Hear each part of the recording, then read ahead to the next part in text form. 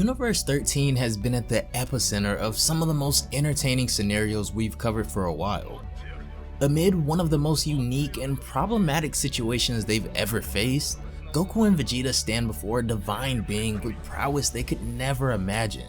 Universe 13, a once prominent and powerful universe that stood atop the rest, being inhabited by one of the most powerful destroyer gods of all time, a race full of Saiyans much stronger than the ones we've seen up until this point, and to top it all off, the most powerful and devious angel that the God Realm has known outside of the Grand Priest himself, Myrno. The former angel of Universe 13 has taken it upon himself to appear out of nowhere and invade Universe 7, having already taken care of Goku and separating he and Vegeta from the rest of society on Earth.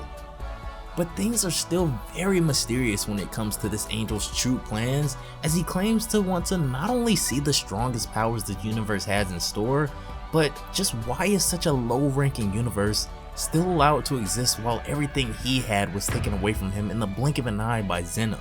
Dumping Goku in an unknown realm, the evil angel has evaded Whis and the Grand Priest for the time being as well, and looks to entertain himself by tormenting Vegeta for the time being, which is exactly what he does as the two begin their fight immediately with Vegeta going Super Saiyan Blue. Myrno, even though he has the ability and power, doesn't kill Vegeta immediately however, as he almost seems to wish Vegeta actually had a chance in the first place, pushing him to his limits, wanting to see his true power. Vegeta however doesn't see this as some sort of sick game at all, as he hangs on for dear life, dishing out everything he can to at least buy time and defend the people that are left if he has no chance of winning anyway. Even one of his most powerful attacks, the Final Flash, was zipped away like it was nothing through one of the angel's portals, whisking it away just as easily as he did Goku. With Vegeta on the brink of defeat, exhausted, having spent all of his energy on that last attack, it looks like this may be it. But nearby, we see Trunks and Goten flying overhead as Trunks senses that something isn't right in the city down below, and he can feel Vegeta's power level oddly dropping right now, but is checking things out really the right thing to do? If you guys want to check out Dragonball Super Kai for yourselves, the link as always will be down below in the description box. And before the video gets started, if you are enjoying Universe 13, consider leaving a like on this video as well. Also, be sure to have those notifications turned on to never miss an upload, and follow me on both Twitch and Twitter to keep up with me and all anime related content. But without further ado, West City has been stripped of all human life in the blink of an eye by the devious angel of Universe 13, as he forces Vegeta to do battle with him and show him the depths of his true power, obviously already knowing Vegeta wouldn't agree to fight him in the middle of a crowded city. This battle was exactly what we expected it to be however, with Myrno just completely dominating Vegeta, but his fortitude and sheer will to fight is beyond impressive, as he's able to survive everything Myrno throws at him, even though he spent most of, if not all of his energy at this point from a failed Final Flash, among other things. In the sky nearby, we see Goten and Trunks who are flying at a pretty fast pace, as Goten asks Trunks, "Hey, what's the rush? What happened?" But Trunks, having lived in West City his whole life, knows something is wrong immediately. "There should be way more energy levels in the city right now," he says. "What's happening? It's like the whole city just vanished. Mom too. Something bad is happening and it feels like my dad is having a really tough time with whatever it is," he says, as they pick up the pace even more, making a beeline towards the city.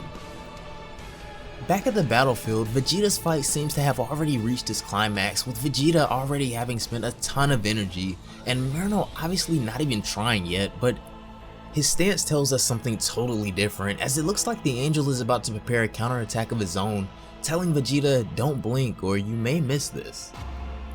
The next thing he does, as Vegeta can only look on in preparation, is make a flurry of portals, flinging them all around, demanding that Vegeta continue showing him how far his power actually goes.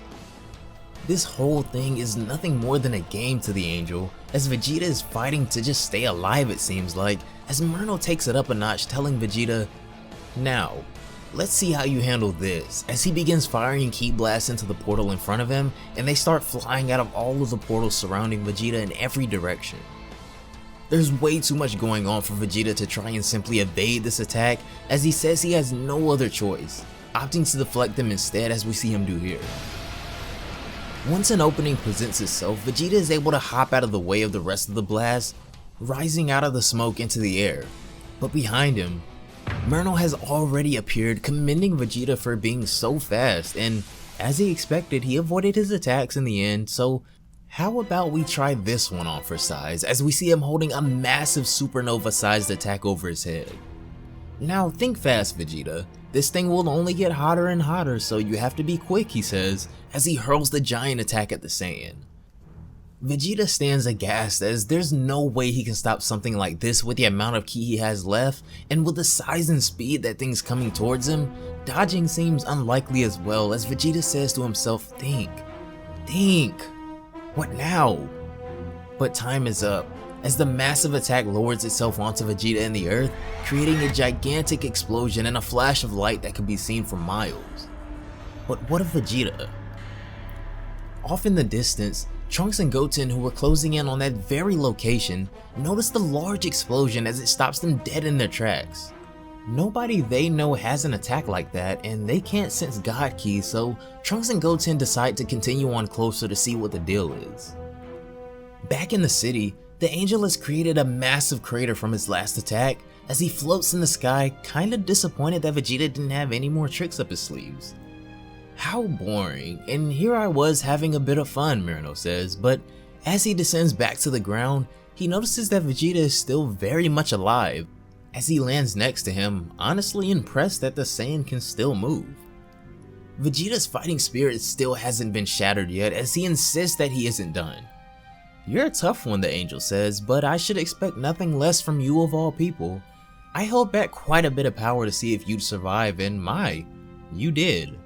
You're definitely much tougher than your friend, but in the end, there's still something you lack. Something you don't possess that's holding you back from your true potential.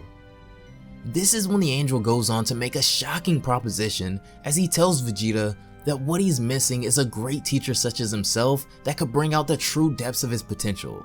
As for a mortal, Vegeta is beyond an impressive specimen. Now, I personally feel like this moment in the story right here is a huge deal, as this Angel has previously given off some really elitist vibes, so for him to acknowledge a mortal like Vegeta to be worthy of apprenticeship by himself when he looks down on other gods like Beerus is pretty interesting. For a mortal, you possess power unheard of, and I am thoroughly interested in seeing your limits because, unlike Goku, you have killer instinct along with a strong mind. So what do you say, Vegeta? Polish your skills with me as my apprentice. It doesn't really matter why I'm choosing you, I just need to know, do you accept or not? Now, this is quite a turning point in the story, as the Angel of Universe 13 seems to be quite self-aware and having an actual underlying scheme all along, admitting that he wishes to train Vegeta but still really no clarification as to why. Why him, and why now? From the south, Goten and Trunks are well within range of Vegeta and the Angel now, as they turn around and take notice of them approaching as well. What? Who are you? What did you do to my dad? Trunks yells as he and Goten fly over to the battlefield in shock and awe. Oh, look at that, Vegeta. Seems like the kids have arrived finally, the Angel says, coming to save his father, no doubt. Well, if he chooses to get involved, I'll have no other choice than to erase him and his little friend, however. Maybe I should go over and introduce myself. Wait, hold it, Vegeta says, staggering back to his feet now on red alert. You stay the hell away from them, he says, with as much firmness as he can muster. Wow, and now you're even back on your feet, the Angel says. My goodness, Vegeta, you really are quite amazing. Oh, he says, seeming to recall something. Seems like it's that time already. The Angel goes on to tell Vegeta that, well, I know your body is all weakened and everything from our fight, but I kinda gotta let you know that you might want to brace yourself, like, right now. Yeah, that final flash from earlier, I didn't get rid of it. I was just holding on to it to get back to you before I left, and it looks like time's up, so I'd turn your attention that way if I were you, he says, pointing to his right. Out of nowhere, a giant portal opens up once again, exactly where the Angel pointed, and Vegeta's former super attack is ejected from it, ripping straight towards Vegeta, who has absolutely nothing left in the tank for this. As he can only stand there and take the full force of his own attack, Trunks and Goten are stricken by the sight as they can only watch Vegeta be destroyed before their very eyes, with Trunks writhing in panic. Before they can make any moves, however, the angel appears out of a portal next to them saying, "Why hello there, young warriors." Goten and Trunks go on the defense immediately, preparing for a possible battle, but Myrno knows that he is well beyond their comprehension as he tells them to relax. He can already sense the fear in their hearts, but he isn't here to kill them. "I would actually love to chat with you for a bit, Trunks. There's quite a bit I would like to know," he says, patting Trunks on the head. "Huh?" Vegeta says, waking out of his sleep in a panic. "Where am I? What?" "It's okay, Dad, we're at the lookout," Trunks says, as when he comes to, we see Piccolo, Dende, and Goten with him as well. "Wait, Trunks, you're okay? Where's that despicable angel?" he yells, but Trunks assures him that they don't even remember anything themselves. One minute he approached them and then the next, they were all here and he was gone, he says. This is when Piccolo steps in, telling them that he saw most of the fight. This guy being able to take Vegeta out with such little effort is astounding, and with Goku missing, things are exceedingly grim right now. Trunks chimes in saying that they could use the Dragon Balls to bring back the people of West City, and Myrno shouldn't know about those, so maybe it could work. My, how hysterical of you mortals to think I would know about something such as the Dragon Balls, a voice says from behind them, as they all turn around in shock to see that the angel has now appeared here at the lookout, one of their most sacred places to gather. "And now that you mention it, I think I'll take these off your hands and be keeping them for myself right now. If anyone objects, you are more than welcome to try and stop me," the angel says, as the Z Fighters can only stand in helplessness and Myrno continues to toy with them mentally, as he holds the Dragon Balls hostage for himself. This story has taken quite a dramatic turn in more ways than one, as not only has Myrno dodged Whis and the Grand Priest for the time being, and infiltrated the lookout, one can't forget that offer to Vegeta that was never answered, an offer for more power. Power beyond even Goku, all for the price of apprenticeship under a blasphemous angel. His true goal and Vegeta's underlying pride may melt together pretty well in the coming chapters, but even though I can't imagine them doing many things or anything at all that Myrno himself can't already do, taking the Dragon Balls hostage has just tripled how critical the situation is getting.